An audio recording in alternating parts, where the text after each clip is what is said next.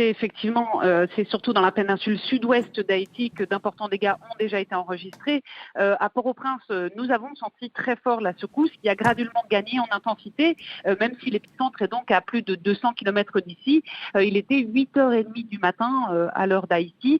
Le directeur de la protection civile haïtienne confirme qu'il y a des personnes décédées, mais le bilan est encore imprécis car la collecte des données est encore en cours.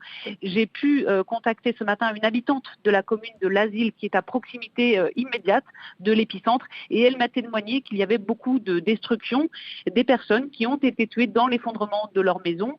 Les gens sont paniqués et restent encore dans les rues car les répliques sont nombreuses. À Jérémie, qui est à la pointe sud-ouest d'Haïti, la cathédrale de la ville est endommagée et comme vous l'avez dit, dans les Cayes sur la côte sud, donc un hôtel de plusieurs étages s'est totalement effondré selon des témoins sur place.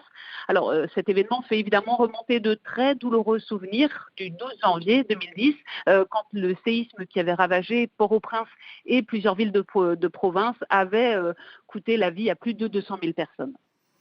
Amélie, peut-être un mot rapidement avec vous également de la réaction éventuellement des autorités haïtiennes. Est-ce que les secours sont sur place ?